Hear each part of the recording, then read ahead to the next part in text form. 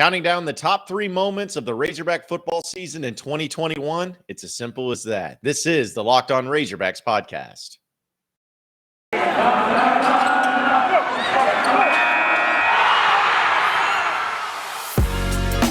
You are Locked On Razorbacks, your daily podcast on the Arkansas Razorbacks, part of the Locked On Podcast Network, your team every day. And welcome into the Locked On Razorbacks podcast. I am your host, John Neighbors. I am also the host of Out of Bounds. You can catch every weekday afternoon from 1 to 4 on 103.7 The Buzz and buzz.com. Today's episode is brought to you by Sonos. Experience the game like never before with Sonos Arc, the premium smart soundbar for TV, movies, music, gaming, and more. Visit Sonos.com to learn more. Hope everybody's having a wonderful Tuesday afternoon. Mine have been better. I'm actually having some problem with my heat, and that's why I'm wearing a beanie. So that's great because it's freezing in here, but that's all right. We're going to power through it as best as we can. But still coming off that high of the Razorback football season and the ending of the bowl game and being able to have the fun to come along with it too, and the celebrate and all those things. And now that the season finally came to an end, and since we normally do a 3-segment podcast, I was thinking about just doing the top 3 moments because there are a lot of moments to choose from, and I'm probably not going to be too surprising with it. And you can call moments, you can call them games, you can call it days, however you want to do it. But these are just going to be the top 3 things that really stand out to me as far as, you know, some of the memorable things that Arkansas was able to accomplish so far this year. And I want to start with, because I thought about doing the Penn State bowl game, which I was like, okay, that one was a great one. Well, let's be honest about it. Anytime that you can win the bowl game and all of that, especially how long it's been, you know, that's a great thing. But since we're coming fresh off of it, I feel like that would kind of be a little bit remiss. And as great as it was, it still wasn't a top moment. Like, it was great, but you know, you expected to win. You enjoyed the whole weekend and all the pomp and circumstance to come along with it. But honestly, my number three moment for Arkansas this year was the comeback against Mississippi State at home, where KJ Jefferson was able to lead the Razorbacks to a game-winning drive down the field, get the touchdown, take the lead 28-30 or 31-28. And of course, we know Mississippi State got a chance to kick the field goal to tie it, and they missed it. But to me, that was one of the most poignant moments of the season, mainly due to the fact that, you know, Arkansas had always had problems winning games in general. Let's just be honest about it. But another thing that they kind of had a bad stigma about is blowing leads. And once they got hit in the mouth, it was all over. Once they got down late in the game, it was all over. They were just going to roll over and die. That was the stigma that was against them. But you kept seeing times, though, where Arkansas would make plays down the stretch, but they needed to be put in a situation to where when the game's on the line, how did they react? And the first time that we really saw it with the game on the line was Arkansas and Ole Miss, where once again, KJ Jefferson drove down the field on the final drive of the game, scored a touchdown, and had a chance to win it. Of course, we know Arkansas missed a 2-point conversion, but that was really the first indication of like, okay, maybe there's something to it. Now, part of that was also, let's be honest, Ole Miss's defense was terrible. Like Arkansas, there was just a back and forth offensive game. So I wouldn't say I was surprised to see Arkansas do that.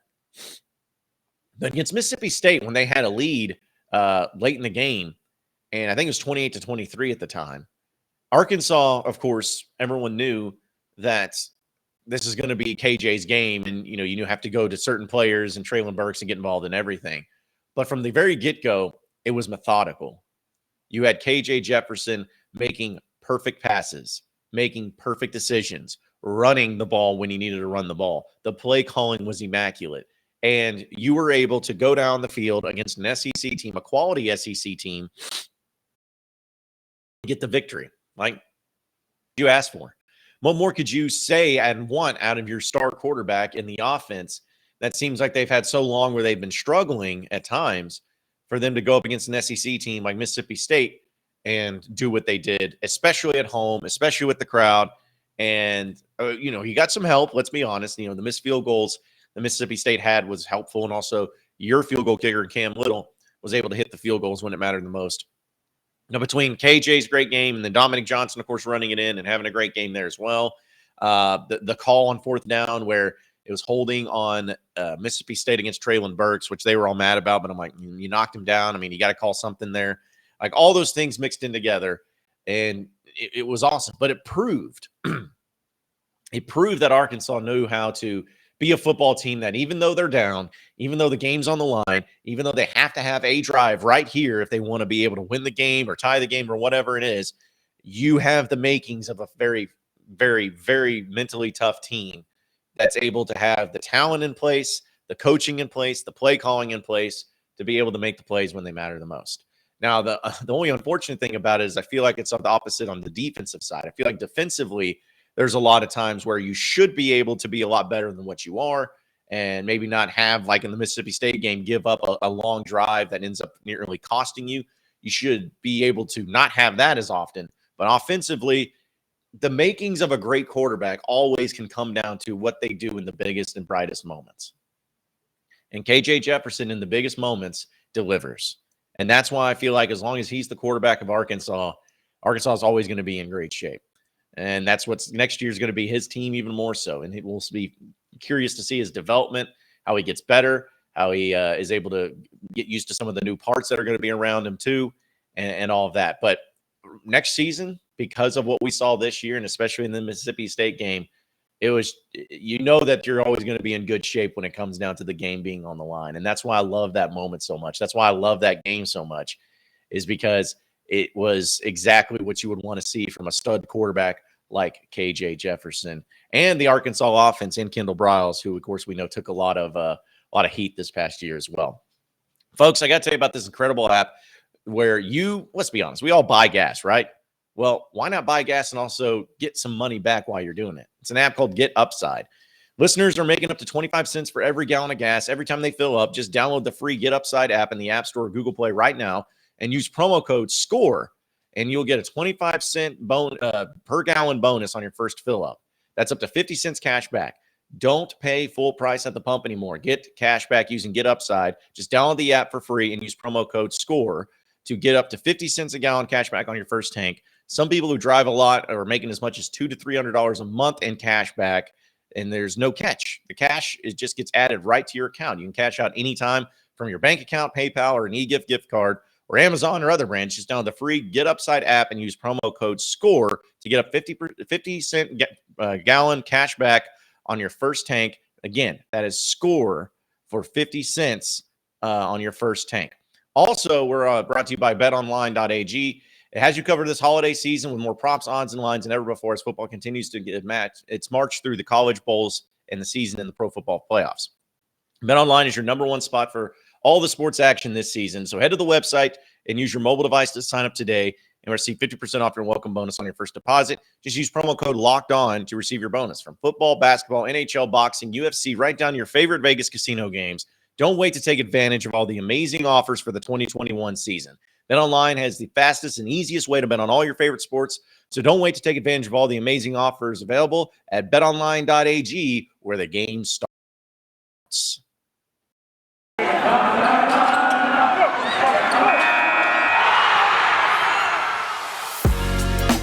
You are Locked On Razorbacks, your daily podcast on the Arkansas Razorbacks, part of the Locked On Podcast Network, your team every day.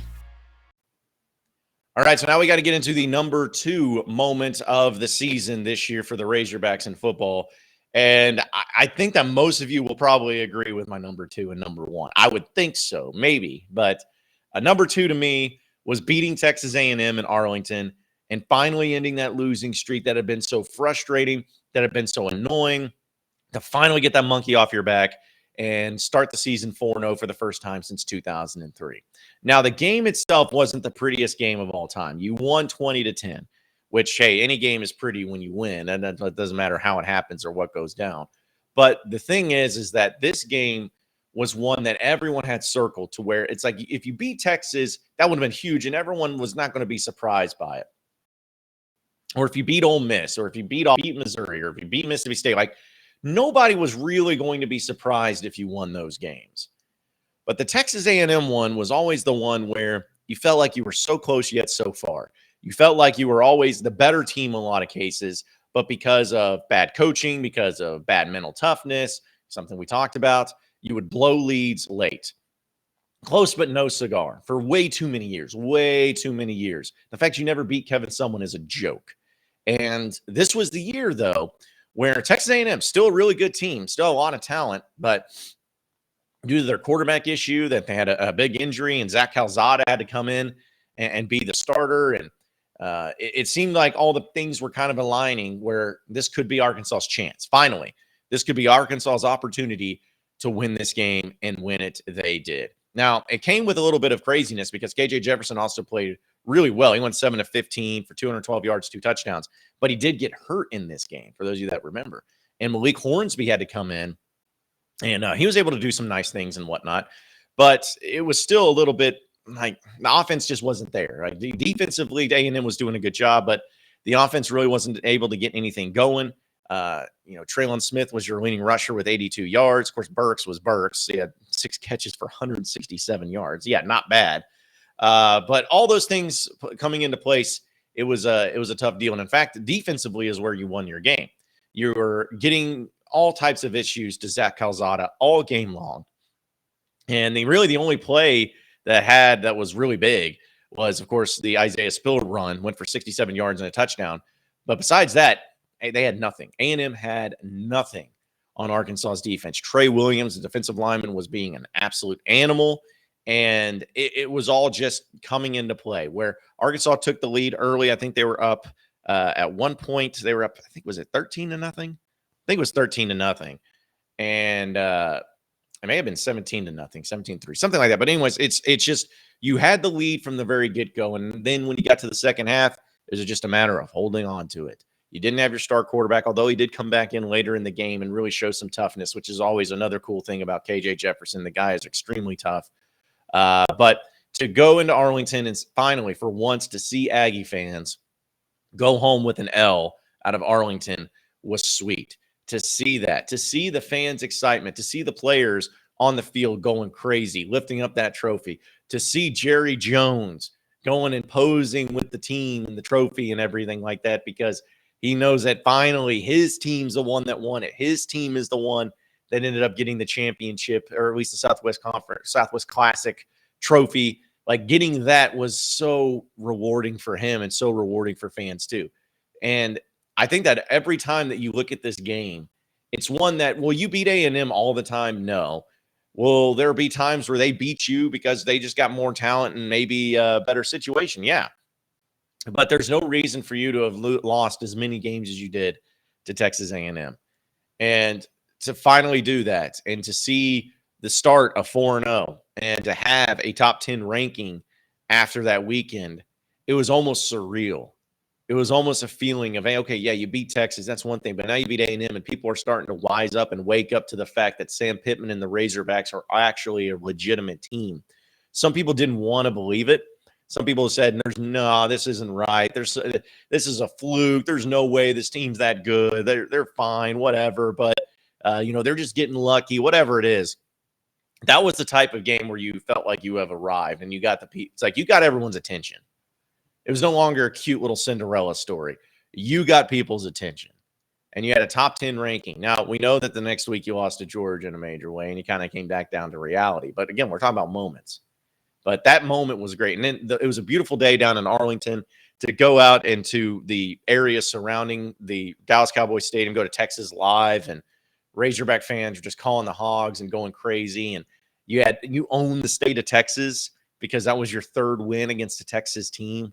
And it's just because the whole history there, and then the complexity of the Arkansas and Texas connection, to be able to win that one and win all those games. Yeah, it was just awesome. And I'm so happy it happened this year. And I'm so happy for Sam Pittman that it happened. And hopefully it's one of many times you can have a game like this where you finally get that Southwest Classic to come back and stay in Fayetteville. Next year is going to be a tough one, but man, I love that game. And I love beating Texas A&M. This is it. The putt to win the tournament. If you sink it, the championship is yours. But on your backswing, your hat falls over your eyes. Is this how you're running your business? Poor visibility because you're still relying on spreadsheets and outdated finance software. To see the full picture, you will need to upgrade to NetSuite by Oracle. It's the #1 financial cloud system to power your growth with visibility and control of your financials, inventory, HR, planning, budgeting, and more. NetSuite is everything you need to grow all in one place. With NetSuite, you can automate your processes and close your books in no time while staying well ahead of your competition. Over 28,000 businesses already use NetSuite, and for the new year, NetSuite has offered a new financial program for those ready to upgrade at netsuite.com/locked. Just head to netsuite.com/locked for this special one-of-a-kind financing offer on the #1 financial system for growing business. Again, head over to netsuite.com/locked.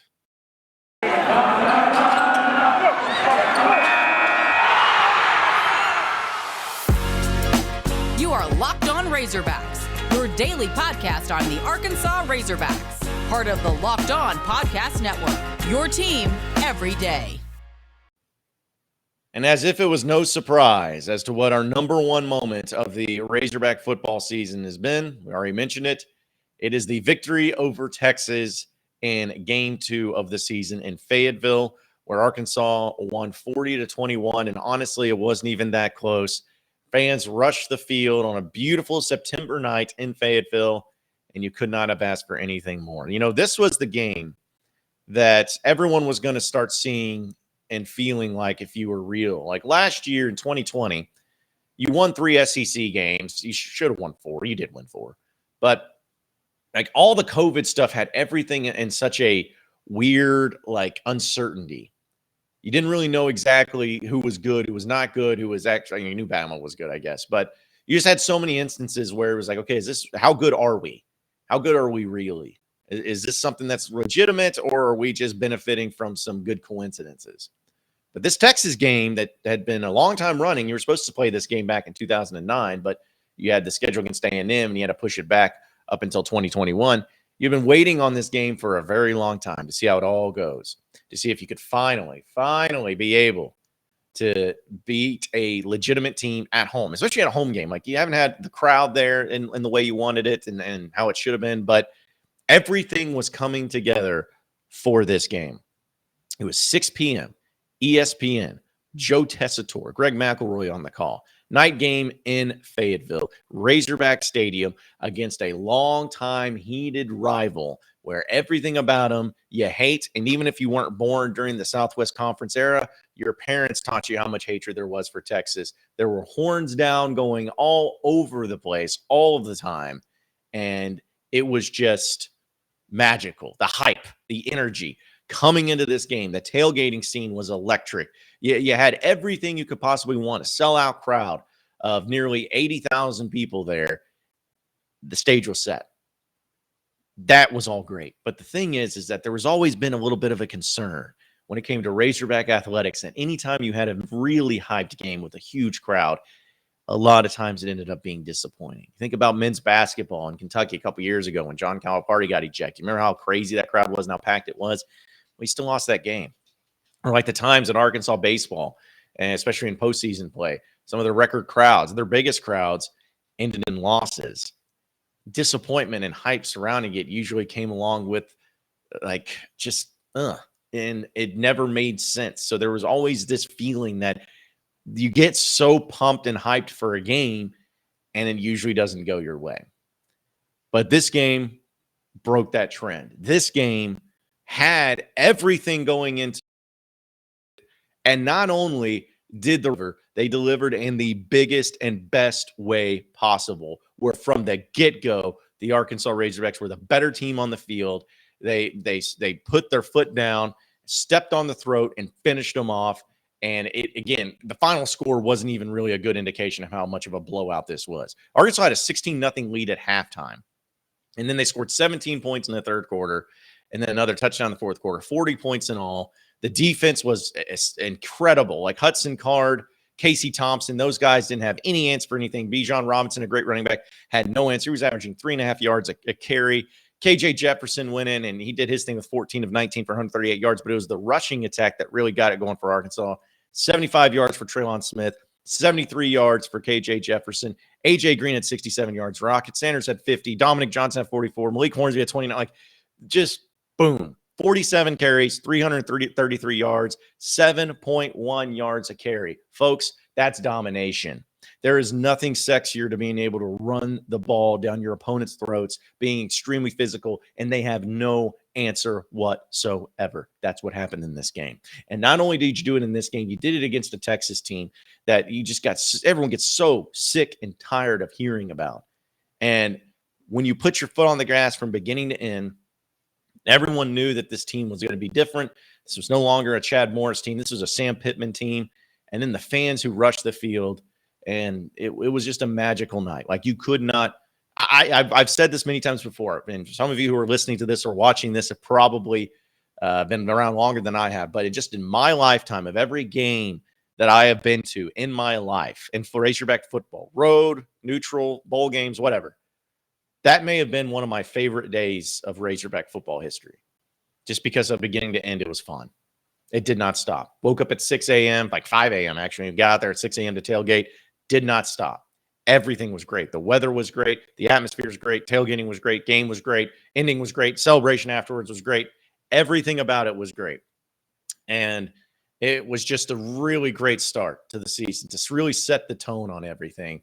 And I just, I still get goosebumps even just thinking about it and how awesome it was. But there you have it. That's my number one moment. And those were my top 3 moments. And I'm sure that a lot of you are probably going to disagree with me or want to throw out some other options. You can do that in the comment section too, which is always fun to see and read some of those fun ones as well. But either way, those are my top 3 moments. Appreciate everybody listening in to the Locked On Razorbacks podcast today. Be sure to like and subscribe to the podcast on iTunes or on Google Play. You also get after me on Twitter at BuzzJohnNeighbors for any questions, comments, concerns that you may have. We'll keep it going from there. Same podcast time, same podcast channel tomorrow afternoon. Have a great day, everybody. We'll see you.